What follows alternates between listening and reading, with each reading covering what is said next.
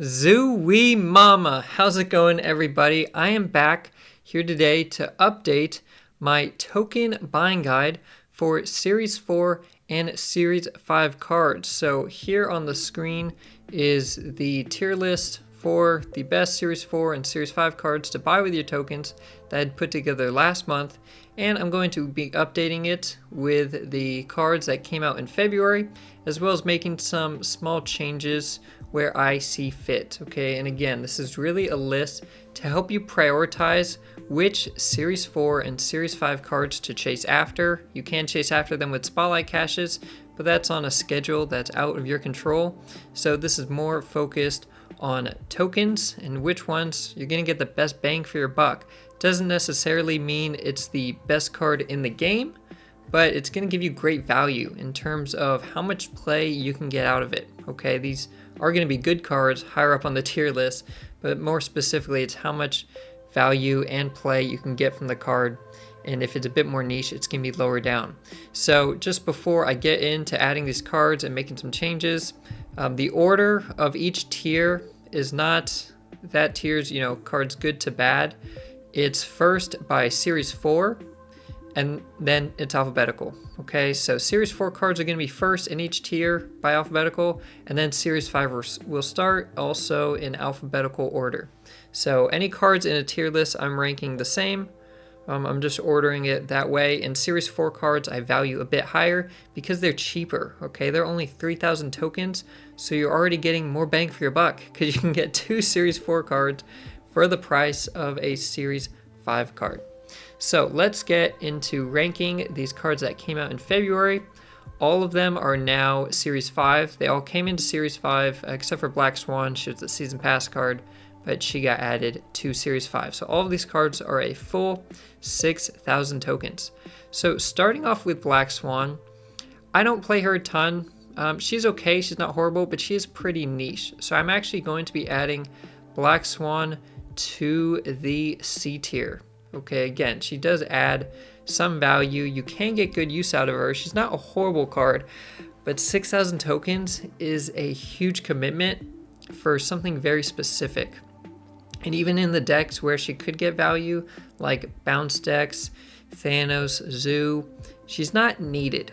Okay, there's no deck that needs and just revolves around Black Swan.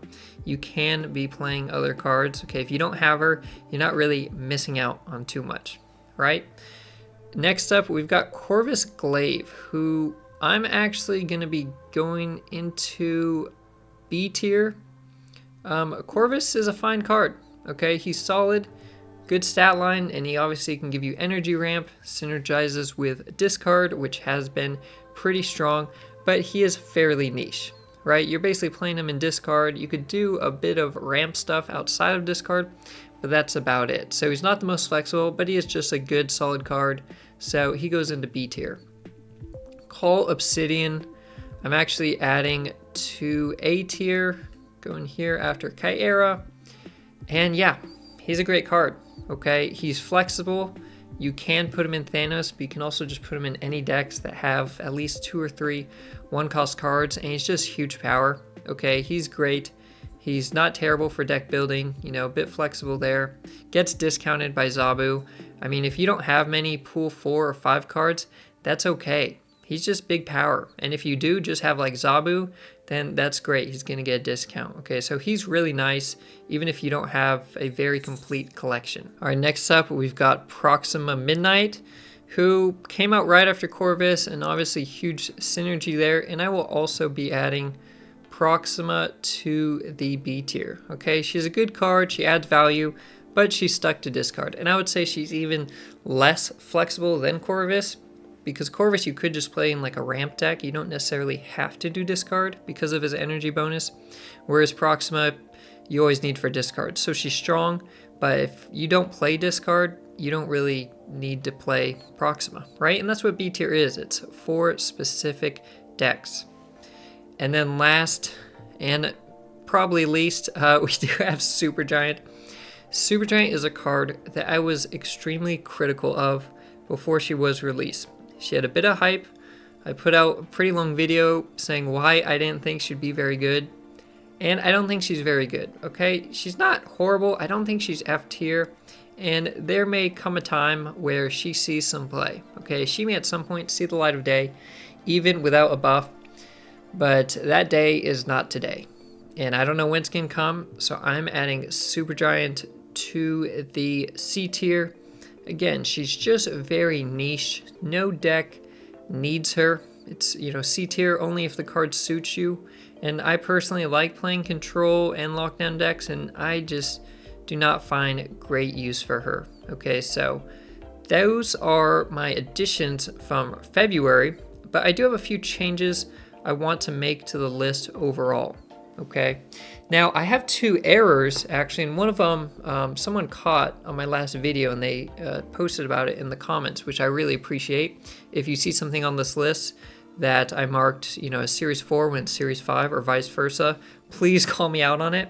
I am trying to keep this updated, and I do keep a copy in my Discord as well to have a resource for people to just reference. I do have the link to my Discord in the description if you wanted to check that out.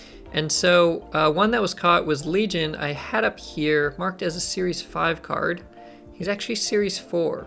Okay, so Legion should have really been here, but I actually have Legion as an S tier card as Series 4. And the reason is that Legion, he's good. He's maybe even great. He's not S tier in terms of power, but you can put him in anything. And if you're newer to Pool 3, right, you're still trying to get all the Pool 3 cards, you maybe have just a couple or maybe, you know, none of these Series 4 and Series 5 cards. If you're really new, you can play Legion. You really do not need any specific cards. You can just put Legion in a deck and he will give you great value. And that's what this list is for, right? These are cards you can buy and they're just going to be great to have in your collection.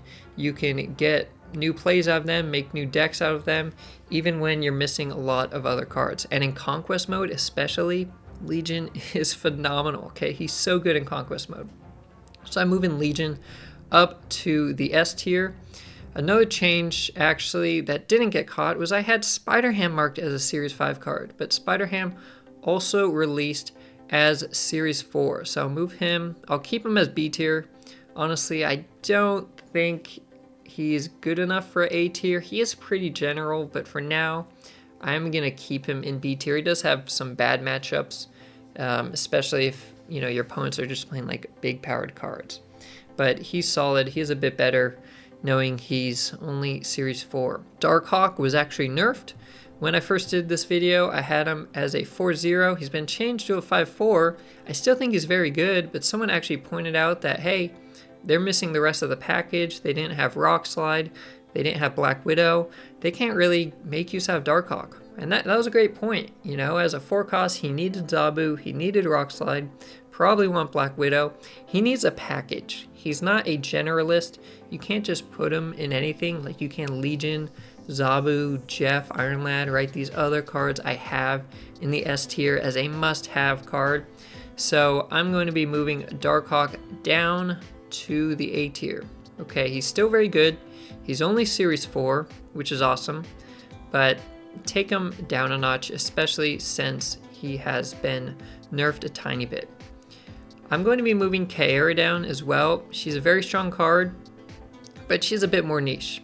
You don't have too many reasons to play Kaera. If you're a big high evolutionary player, you could get use out of her, or some Thanos decks. Other than that, not too much. Okay, maybe some discard as well, but not as much as some of the other A tier cards. And even when you do have her, she's not necessarily a game winner all the time, although she can be very good. And in Conquest as well, there's some locations that she really helps you out in. So I think Kaera is still very good, but I am moving her to the B tier, and she is a Series 5 card. I will, however, be moving Gladiator up. So Gladiator will be where Kaera was, because Gladiator has been seeing a lot of play. As a 3/8, he is really been shocking me in terms of how good he is. He pretty rarely pulls something that lives, and you can obviously just play him like on the last turn on a location that your opponent has filled. And he's just a 3/8. That's great value. He's great with Sarah decks. For the discounts, he's great with Surfer decks if you play Surfer. Or if you don't have a full collection, he's just a good 3-cost card. He can just work in like some tempo stuff. Again, he doesn't require synergy, and those cards are great if you're missing a lot of cards. You know, you can't run these full synergistic decks. I'm also going to be moving Loki up for the same kind of reason. Loki decks are a bit more specific, but Loki's kind of the core of them, right? He creates his own archetype in a sense, and the other cards that he needs aren't really too expensive. I mean, you can do cards like Quinjet, you Devil Dino, Agent Coulson, just some like Series 3 cards. You don't need a bunch of really expensive cards. So I think actually if you're a newer player and you're looking for things to play, things that you can climb up ranks with, win, you know, competitive conquest games with, Loki's great. Okay, Loki decks are just solid. They perform well, okay? Another change that I'll be making is actually moving Echo down. Now, Echo is only Series 4, only 3,000 tokens, but it's just hard to get value out of her, especially right now. You're not really seeing much Miss Marvel.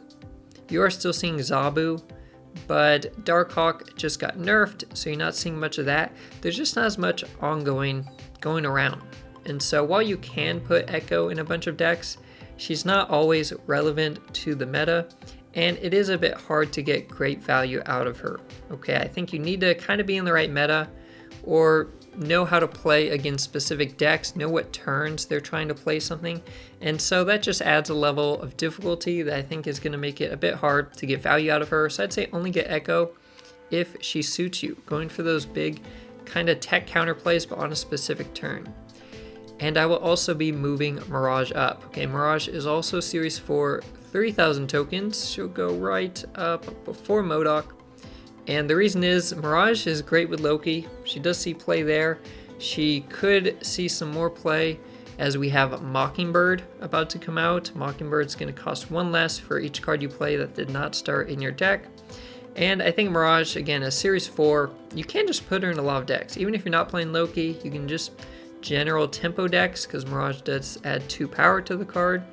And you could do like some collector decks. So I think those are all the changes I have. So this is now my most updated list for March. We do have Hope Summers released and Pixie, and we've got a few more cards on the way. So I will return to this list again next month to rank those cards. But for now, this is what I think is must have. So again, I'm going to keep an updated list. This list updated in my Discord, and I will show on the screen here with separations between Series 4 and Series 5, just so it's easier to look at, and I'll have a PNG image of that in my Discord if you just need to reference it real quick or save it, and I'll be doing this again next month. So please let me know your thoughts. If you think any of these cards are not where they should be, if you think I'm, wildly off on some, if I have any errors in here, definitely let me know. Again, I want to keep this updated. I want it to be accurate. I just want it to be there for people to reference when needed. So thank you for watching this video. I do appreciate it. I hope you found it helpful. And until then, stay positive. I'll see you next time.